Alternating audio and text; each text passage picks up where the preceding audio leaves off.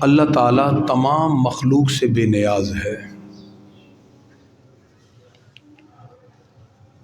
نہ اسے کسی چیز کے پیدا کرنے کی حاجت ہے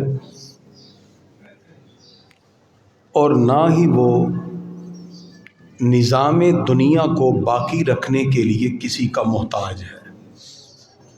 اللہ هو عالم لذات الوجود المستجمع لجمیع صفات الکمالیہ۔ کو کام کر دیں۔ اللہ تعالیٰ تمام مخلوق سے بے نیاز ہے، نہ وہ کسی کی عبادت کا دست نگر ہے اور نہ ہی مخلوق کی اطاعت یا نافرمانی سے اس کی سلطنت میں کوئی فرق پڑتا ہے۔ مخلوق اس کی عبادت کرے تو بھی اس کی سلطنت میں کوئی فرق نہیں پڑتا، مخلوق اس کی نافرمانی کرے اللہ کی سلطنت میں کوئی فرق نہیں پڑتا۔ اللہ تعالیٰ نے جن و انس کی بھلائی کے لیے انہیں اپنی عبادت کا حکم دیا ہے اور اسے ان کی پیدائش کا مقصد قرار دیا ہے۔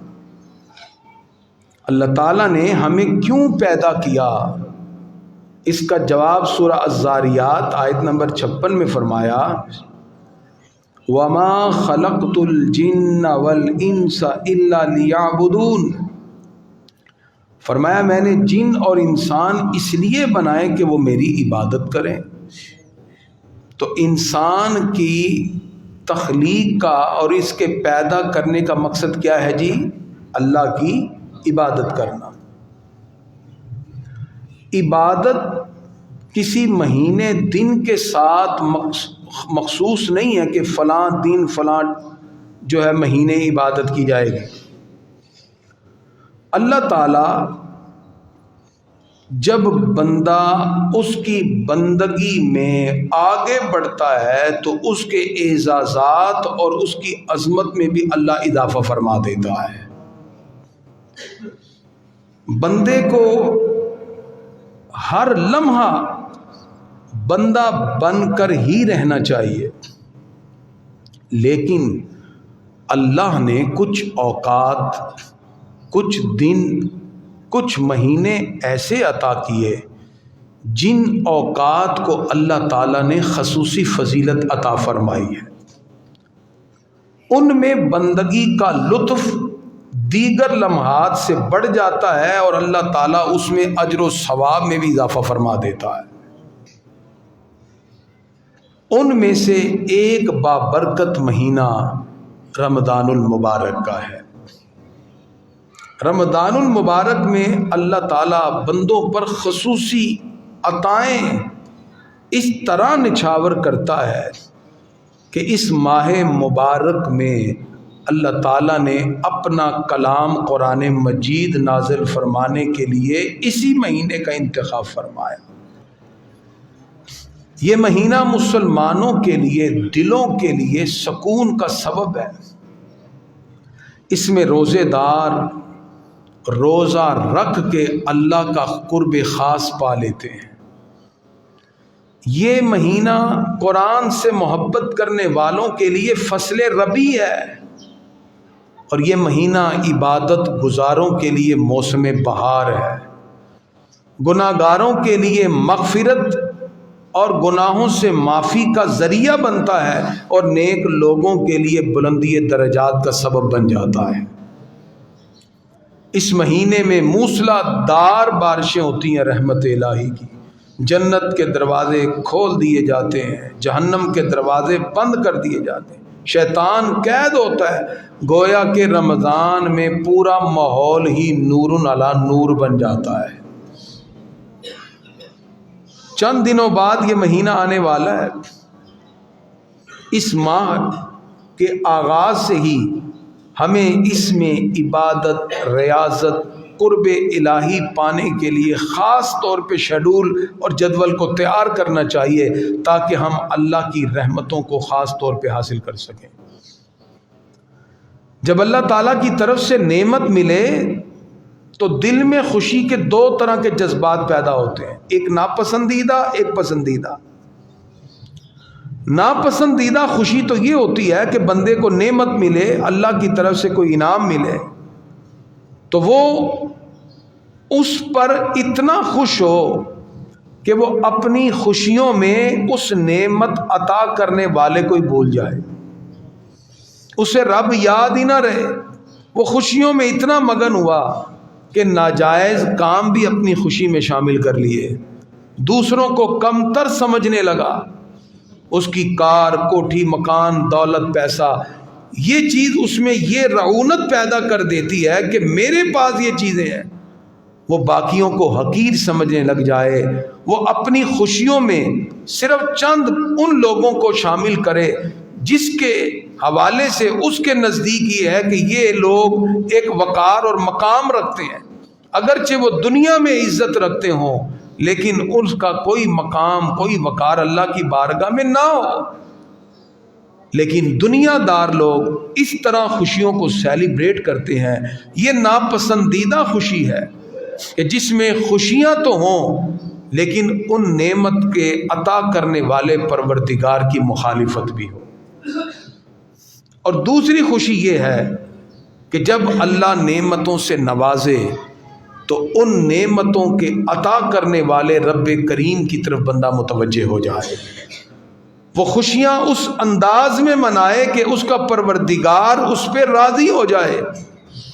اس لیے فرمایا سورہ یونس کی آیت نمبر 58 میں، قل بفضل اللہ وبرحمتہ، جب اللہ کا فضل ملے، اس کی رحمت ملے، فبذالک فلیفرحوا، تو اس کے ملنے پر انسان کو چاہیے کہ وہ خوشیوں کا اظہار کرے، وَهُوَ خَيْرٌ مِّمَّا يَجْمَعُونَ، یہ اس سے بہتر ہے جو وہ جمع کرتے ہیں۔ اللہ تعالیٰ کی یہ بہت بڑی عنایت ہے کہ اس نے ہمیں رمضان المبارک میں، بابرکت مہینے میں، یہ ایک مرتبہ پھر زندگی میں ایسا مہینہ عطا فرما دیا جو مہینہ رحمتوں والا ہے، برکتوں والا ہے، بخشش والا ہے، لوگوں کو جہنم سے آزاد کر دینے والا ہے، اللہ کی رحمتوں کو لوگوں کے لیے عام کر دینے والا ہے۔ جب یہ مہینہ آتا تو حضور صلی اللہ علیہ وسلم اس کی مبارکباد دیتے، خوشی کا اظہار کرتے، رمضان پر مرحبا کہتے۔ مسند احمد بن حنبل کی حدیث ہے، حدیث کا نمبر 8991 ہے، سرکار دو عالم علیہ السلام فرماتے، قد جاءکم رمضان شہر مبارک، تمہارے پاس رمضان آ گیا، یہ برکتوں والا مہینہ آ گیا۔ حضور صلی اللہ علیہ وسلم خوشی کا اظہار کرتے، اور آقا علیہ الصلوۃ والسلام رمضان کے آنے پر فرماتے، اتاکم شہر رمضان، تمہارے پاس رمضان کا مہینہ آ گیا، اتاکم سید الشہور، تمہارے پاس مہینوں کا سردار آ گیا، فمرحبا بہ، آقا علیہ الصلوۃ والسلام اس کو ویلکم کرتے، مرحبا کہتے، واہلاً، اور فرماتے ہم رمضان کو خوش آمدید کہتے ہیں۔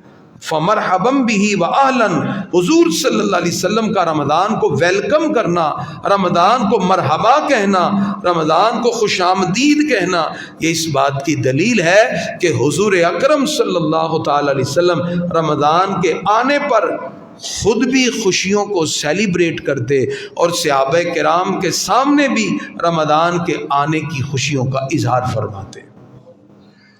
اللہ تعالیٰ نے جو ہمیں یہ مہینہ زندگی میں پھر عطا کیا، نہ جانے اگلے سال ہمیں یہ مہینہ ملے نہ ملے، ہمیں اس مہینے کے آنے سے پہلے اپنا شیڈول بنانا چاہیے، ہم کیسے اللہ کا قرب پائیں، ہم کیسے اپنے گناہوں کی معافی اس سے طلب کریں، ہم کیسے اپنی عبادات اور اپنے سجدوں سے اپنے رب کو راضی کریں۔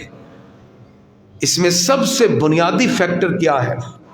اللہ تعالیٰ نے سورہ نور میں ارشاد فرمایا، وَتُوبُوا إِلَى اللَّهِ جَمِيعًا أَيُّهَا الْمُؤْمِنُونَ، تم سب کے سب ایمان والو مل کر اللہ کی بارگاہ میں توبہ کرو، لعلکم تفلحون، تاکہ تم فلاح پا جاؤ۔ انسان جب بھی اللہ کی بارگاہ میں آئے تو اسے سچے دل سے توبہ کرنی چاہیے، یا اللہ میں اپنے گناہوں سے تیری بارگاہ میں توبہ طلب کرتا ہوں، رمضان المبارک کا ہم نے کیسے استقبال کرنا ہے؟ ہم سب سے پہلے اپنے گناہوں سے توبہ کریں اور پھر رب کی بارگاہ میں عرض کریں، یا اللہ گزشتہ زندگی میں جو ہم سے خطائیں ہوئیں، جو ہم سے گناہ ہو گئے، پروردگار اسے معاف کر دے۔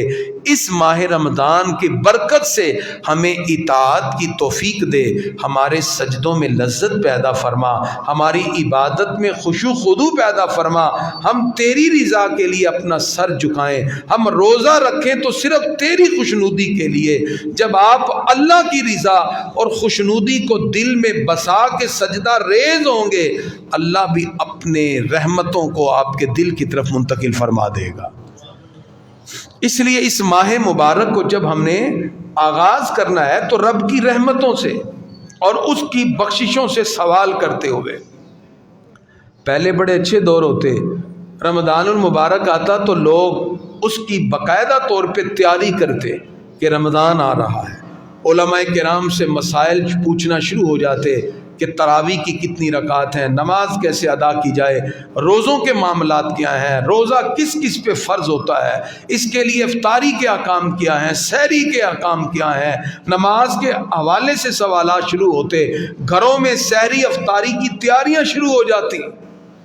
گویا کہ رمضان المبارک کی برکتوں کو سمیٹنے کے لیے آل ایمان شروع ہو جاتے، گھروں سے قرآن کی تلاوت کی آواز آتی۔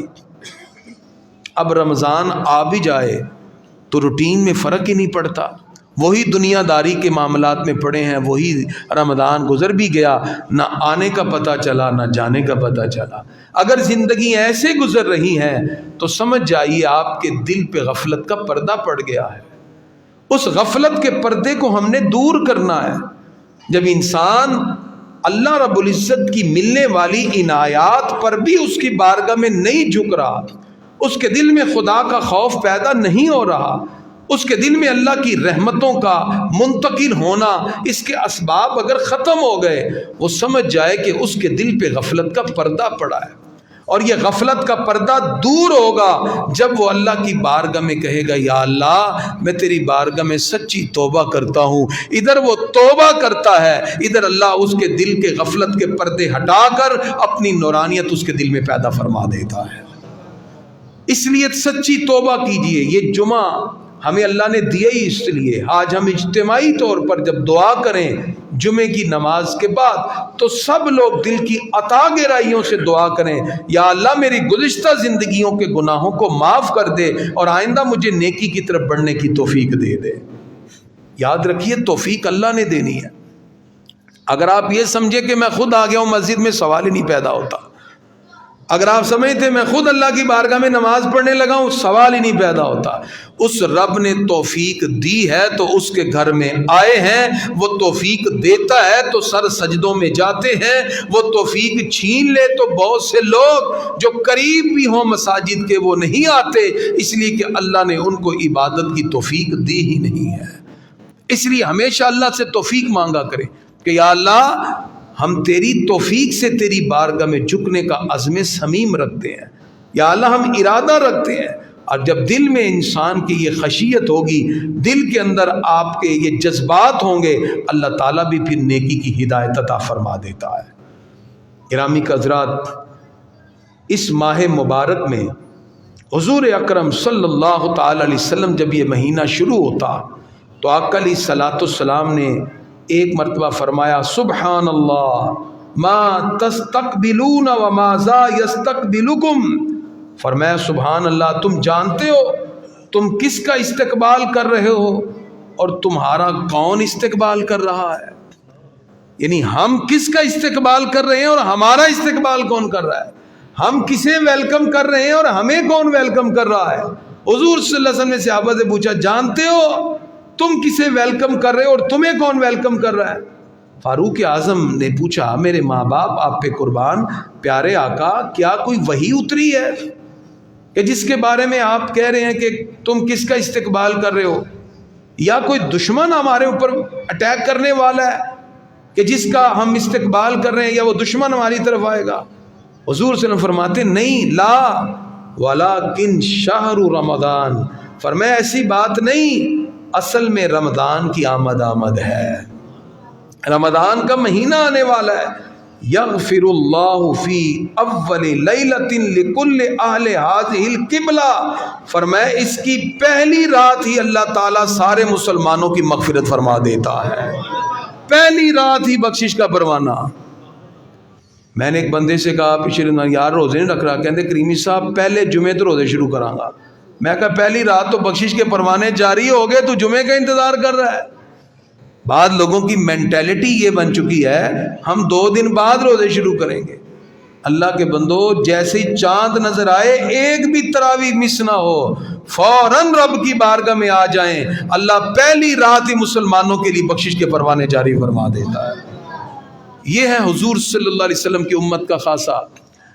اس لیے اپنے دلوں میں اس رمضان المبارک کے آنے کے حوالے سے خوبصورت جذبات رکھیے، اور اس کی رحمتوں کو طلب کرنے کا اتنا خوبصورت جذبہ رکھیے کہ رمضان المبارک آئے اور رحمتوں کے دامن برتے ہوئے اللہ کی رحمتوں سے سوال کریں۔ اس لیے حضور صلی اللہ تعالی علیہ وسلم نے اس امت کو جو تحفے عطا کیے، اس میں سے ایک تحفہ اس مہینے میں بخشش کے پروانے جاری کرنا ہے۔ اللہ تعالیٰ کی طرف سے رحمتوں کے پروانے جاری ہوتے ہیں، اور اس مہینے میں قرآن نازل ہوا۔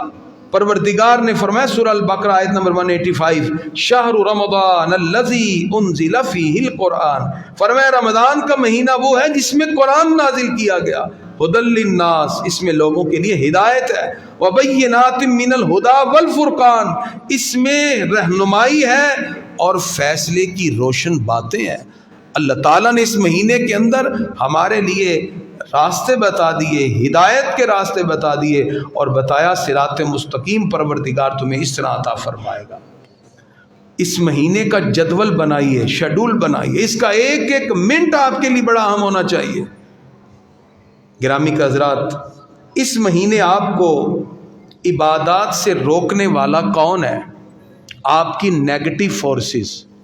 نیگیٹو فورسز سے مراد آپ کا نفس امارہ۔ اللہ تعالیٰ نے جب آپ کو پیدا کیا، آپ کے ساتھ ایک نفس ہے، ٹھیک ہے، جس کا مقام یہ ہے، یہ کبھی ادھر آ جاتا ہے، کبھی ادھر آ جاتا ہے۔ نفس یہ آپ کے خیالات کو کسی نہ کسی طرح نیگیٹو موومنٹ کی طرف لے جاتا ہے، آپ کی سوچ کو، اوپینین کو نیگیٹیوٹی میں لے جاتا ہے، نظر نہیں آتا۔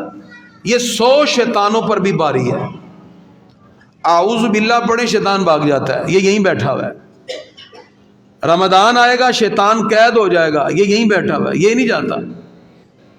یہ آپ کو پہلے تو رمضان میں اٹھنے نہیں دے گا، کبھی کہے گا جی ابھی تو پہلا روزہ ہے، بعد چ رکھ لیں، یہ نفس کی شرارت ہے۔ اور اگر آپ اٹھ گئے تو آپ کو سحری کھلا کے کہے گا گھر ہی سو جا، نماز پڑھنے کی لوڑ ہی نہیں، اور اگر پڑھنی بھی کہتے گھر میں ہی پڑھ لے۔ یہ سب نفس کی شرارتیں ہیں، مسجد میں نہیں آنے دے گا۔ حضور صلی اللہ تعالی علیہ وسلم جو لوگ گھروں میں نماز پڑھتے تھے ان کے بارے میں فرمایا میرا دل کرتا ہے میں مصلی پہ کسی اور امام کو کھڑا کروں، اور جو گھروں میں نماز پڑھ رہے ہیں ان کے گھروں کو جا کے آگ لگا دوں، آگ لگا دوں کہ گھروں میں بیٹھ کے نماز پڑھتے ہو مرد ہو کے، اجازت ہی نہیں ہے گھر میں نماز پڑھنے کی، سوائے اس کے کہ جو بہت بیمار ہے، لاغر ہے۔ لیکن ہم نے یہاں ایک فیشن بنایا ہوا ہے، ہم کہتے ہیں کوئی بات نہیں روزہ رکھ کے گھر میں ہی نماز پڑھ کے سو گئے۔ اس سے کیا ہوگا؟ یہ نفس آپ کو مزید گناہ کی طرف بلائے گا۔ بعض لوگ رمضان میں کہتے روزہ لگ رہا، ٹائم نہیں پاس ہو رہا، مووی لگا کے بیٹھ جاتے ہیں، نعوذ باللہ۔ 3 گھنٹے کی مووی دیکھ رہے ہیں، چلو روزہ گزر جائے، تو روزے کا کیا فائدہ ہوا؟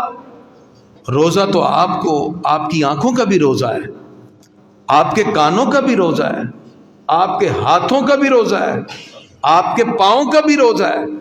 آپ اپنی زبان سے کسی کو برا نہیں کہہ سکتے، اپنی آنکھ سے کوئی غلط بات دیکھ نہیں سکتے، کان میں سن نہیں سکتے، پاؤں سے غلط وادی میں جا نہیں سکتے۔ روزے کی پھر فیض و برکات نصیب ہوتے ہیں۔ یہ نہیں کہ صرف کھانے پینے سے رک کے بیٹھ کے جی روزہ ہو گیا۔ روزہ جب آپ رکھیں تو پھر یہ تمام کے تمام اصول کے مطابق، اور یہ آپشنل نہیں ہے، یہ کمپلسری ہے۔ مجھے ایک شخص نے فون کیا، کریمی صاحب میں اپنے روزے کی جگہ کسی اور کو روزے رکھوا دوں؟ میں کہا جی وجہ؟ یہ طبیعت تھوڑی جی خراب ہے. تو میں کہا جب طبیعت ٹھیک ہوگی پھر رکھنے پڑیں گے، قضا ضروری ہے، اس کی معافی موفی نہیں ہے. میں نے کہا اصل میں دل میں کہا آپ کی طبیعت خراب نہیں، آپ کی نیت خراب ہے. روزے سے راہ فرار چاہتے ہیں نا، یہ نفس امارہ ہے، یہ آپ کو بلائے گا اس طرف. یہ رمضان میں بھی قید نہیں ہوتا، یہ آپ کے اندر ہی بیٹھا ہوا ہے. یہ آپ کو فجر کے اندر نماز بھی پڑھنے دے گا، کہے گا گھر میں سو جا. ٹھیک ہے جی، مسجد میں اگر آپ ہی گئے ہیں تو آپ کو کان سے پکڑ کے اٹھائے گا تو جلدی جلدی چل گھر جا کے سو، ڈیوٹی دے بھی جانا ہے. یہ نفس امارہ ہے جو آپ کو عبادت کی طرف آنے سے روکتا ہے. اب ہم آپ کو بتاتے ہیں کہ اس نیگیٹو فورسز پر کنٹرول کیسے کرنا ہے، کیونکہ رمضان ہمیں اس کی پریکٹیکلی پرفارمنس میں لے کے آتا ہے، عملی طور پہ ہمیں بتاتا ہے کہ یہ نیگیٹو فورسز، یہ آپ کے اندر جو نفس امارہ ہے، اس کو آپ نے کنٹرول کیسے کرنا ہے. اصل میں نفس کنٹرول ہوتا ہے کم کھانے سے، کم سونے سے. اس کی مخالفت کرے، یا آپ کو کہے زیادہ سحری کھاؤ آپ تھوڑی کر لو، یا آپ کو زیادہ افطاری کروائے آپ کم کرو، یا آپ کو کہے سو جاؤ آپ کھڑے ہو کے نوافل شروع کر دو، یا آپ کو کہے سونے کی طرف لائے آپ قرآن شروع کر دو. آپ جتنا اس کی مخالفت کریں گے اللہ تعالیٰ روحانیت میں آپ کو اتنا ہی مقام عطا فرما دے گا. تو اصل میں رمضان المبارک ہمیں ان تمام اسپرچویلٹی کی پریکٹیکلی پرفارمنس کی طرف لے کے آتا ہے. رمضان ہمیں کہتا ہے آؤ عملی طور پر اس مجاہدہ نفس سے گزرو، اس تزکیہ نفس سے گزرو. اس لیے کہ اللہ تعالیٰ قرآن مجید میں فرماتا ہے اے ایمان والو کتب علیکم الصیام، روزے تم پہ فرض کیے گئے، کما کتب علی الذین من قبلکم، جیسے تم سے پہلے لوگوں پہ فرض کیے گئے. یا اللہ اس کی حکمت کیا ہے؟ کھانا پینا چھوڑ دینا اور بھوکے رہنا؟ فرمایا نہیں، لعلکم تتقون، اس کی حکمت یہ ہے اللہ تمہارے باطن کو پاک کر کے تمہیں تقوی اور پائٹی کی دولت عطا فرما دے، تمہیں پرہیزگاری نصیب ہو، تمہیں تقوی ملے. تقوی کیا ہے؟ ظاہر میں بھی اللہ سے ڈرنا، باطن میں بھی اللہ سے ڈرنا، اس کا خوف آپ کے دل میں طاری ہو. اگر آپ تقوی اور پرہیزگاری کی دولت کو دل میں نہیں بسا رہے تو پھر روزہ تو صرف ایک فارمیلٹی رہ گیا. کھانے پینے سے رکنا نہیں بلکہ اپنی خواہشات کو کنٹرول کرنا. اس کے لیے قرآن کی تلاوت کریں، اللہ رب العزت کی رحمتوں کو تلاش کریں، قرآن مجید کا تلفظ ٹھیک کریں، رمضان المبارک میں اپنا قرآن بہتر کریں، تھوڑا پڑھیں، سمجھ کے پڑھیں اللہ ہمیں کیا فرما رہا ہے. حضرت مولا المسلمین شیر خدا علی المرتضیٰ کرم اللہ وجہ الکریم فرماتے ہیں جب میرا دل کرے میں اپنے رب سے باتیں کروں تو میں نماز پڑھتا ہوں، جب میرا دل کرے میرا رب مجھ سے باتیں کرے تو میں قرآن پڑھتا ہوں. رمضان میں دونوں کام آپ نے کرنے ہیں. آپ اٹھ جائیں تہجد کے وقت 3 بجے 4 بجے اور 2 نفل تحیت الوضو کے پڑھ کے 2 نفل 4 کر کے آپ تہجد کے نفل پڑھیں، 8 پڑھ لیں. یہ آپ اپنے رب سے کلام کر رہے ہیں. جتنی لمبی صورتیں آتی ہیں پڑھیں تہجد میں، اور اس کے بعد پھر آپ سحری کی طرف آئیں، پھر نماز ادا کریں، فجر کی بعد جماعت پڑھیں. ہم نے آپ کی مسجد میں دروس قرآن رکھا ہے کہ اللہ رب العزت ہمیں کیا فرما رہا ہے، ہماری زندگی کس طرح صراط مستقیم کی طرف گامزن ہو سکتی ہے.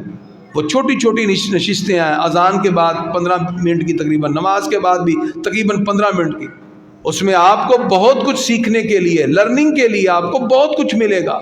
کیونکہ آج کا جو پرفتن دور ہے اس وقت ہم دین سے بہت دور ہو گئے. آج صورتحال یہ ہے کہ جو اسلام ہمیں ایک مکمل ضابطہ حیات اللہ نے عطا فرمایا، آج ہمیں اس کے بارے میں پتہ ہی نہیں. کسی نے اسلام کو چند عبادات تک محدود رکھا ہے. کوئی سمجھتا ہے شاید اسلام روایات اور ٹریڈیشن کا نام ہے. کسی نے اسلام کو ثقافت اور کلچر اور سویلائزیشن سے جوڑا ہوا ہے. کسی نے ظاہری نمود و نمائش یا معاملات کو اسلام سمجھا ہوا ہے. Islam is the complete code and conduct of life. Islam تو ایک مکمل ضابطۂ حیات ہے. جس کو سیکھنے کے لیے ہمیں عبادت سے لے کر انفرادی زندگی سے لے کر اجتماعی زندگی سے لے کر اپنے معاملات سے لے کر ایک ایک ضابطۂ نگاہ کو سمجھنا ہوگا۔ جب ہم اس زاویہ نگاہ سے اسلام کو سمجھیں گے تو اسلام کی بہاریں ہمیں زندگی کے ہر مقام پر جھلکتی ہوئی دکھائی دیں گی۔ لیکن جب ہم نے اسلام کو اپنے ذہن کے مطابق سمجھا ہوا ہے، روایات کسی نے، رسوم و رواج کسی نے، معاملات کسی نے، چند عبادات، تو پھر ہم کما حق اسلام کی برکات کو حاصل نہ کر سکے۔ اس کو سیکھنے کے لیے رمضان کے بابرکت مہینے میں آپ کی مسجد میں فجر کے بعد یہاں 2 نشستیں، اذان کے بعد اور نماز کے بعد۔ اور پھر مجھے ایک گلہ ہے، ہمارے جو لوگ ہیں عموماً وہ مختلف بہانے بنا کر مسجد میں بھی آ گئے، نماز بھی پڑھ، بھی در سے اٹھ جاتے ہیں۔ بھئی آپ کو اگر موقع ملے تو یہ غنیمت سمجھیے کہ آج کے دور میں بھی کوئی رسول اللہ صلی اللہ علیہ وسلم کے دین کی حقانیت کو بیان کرتا ہے۔ اگر آپ سمجھتے ہیں جو دور اس وقت آ چکا ہے، معاملات، ہر بندہ بیزی ہے، اور بیزی لائف کی وجہ سے کسی کے پاس نہ سیکھنے کے لیے وقت، نہ سکھانے کے لیے وقت، تو ایسے موقع پر اگر آپ کو وقت ملے تو آپ ضرور وقت دیں۔ پھر جس وقت میں اپنے پی ایچ ڈی کے ریسرچ ورک میں بیزی رہا، میں نے دنیا کے بہت سے مذاہب کے ساتھ جس وقت انٹرویو کیے، ان کے ساتھ میں نے جا کے ان کے مذہبی معاملات کو مشاہدہ کیا، دیکھا، تو مجھے ایک چیز ہمارے ہاں کمی نظر آئی جس کا میں آج ذکر کروں گا۔ مثلا اگر عیسائی کمیونٹی ہے، کرسچینٹی، وہ سنڈے کو اگر چرچ میں جاتے ہیں تو وہ اپنی خواتین، بچوں کو ساتھ لے کے جاتے ہیں۔ آپ جب بھی دیکھیں چرچ میں کبھی جا کے مشاہدہ کریں تو ان کے اوپر گیلری میں خواتین بیٹھی ہیں اور نیچے مرد بیٹھے ہیں، اور وہ باقاعدہ وہاں ڈسکس کیا جاتا ہے، ان کے مذہب کو ان کا پاسٹر بیان کرتا ہے۔ اگر کوئی ہندو ہے وہ اپنے مندر میں جاتا ہے تو وہ اپنے بچوں کو، فیملی کو ساتھ لے کے جاتا ہے۔ خواتین مردوں سے زیادہ پوجا پاٹ کر رہی ہوتی ہیں ہندوازم میں۔ اگر سکھ ازم کی بات کریں تو گردوارے میں اگر سکھ جاتے ہیں تو وہ اپنی خواتین کو ساتھ لے کے جاتے ہیں، ان کی باقاعدہ وہ تربیت کی جاتی ہے۔ ہم مسلمان ہیں اور ہمارے ہاں ایسا کوئی اہتمام نہیں کیا جاتا۔ اس کا نقصان کیا ہوتا ہے؟ آپ یہاں تراویحیں پڑھنے آ گئے، پیچھے سے جب گئے تو آپ کے بچوں نے کم از کم اس وقت تک 3 ٹک ٹاک تو اپلوڈ کر لی ہوتی ہیں، اور کہتے ہیں پاپا یہ دیکھ لیجئے ہم اب تک 3 کر کے اور فار یو پر آ چکے ہوئے ہیں۔ ہم نے اپنی اولادوں کی نہ تربیت کی، ہم نماز پڑھنے میں لگ گئے، وہ ٹک ٹاک بنانے میں لگ گئے ہیں، ان کی تربیت، وہ سارے موبائلوں پہ گھسے ہوئے ہیں۔ تو اس کے لیے ہم نے ایک پروگرام ہمارا پہلے سے چل رہا ہے، جو اوپر والا پورشن ہے وہ خواتین کے لیے نماز تراویح کا باپردہ اہتمام کیا ہے۔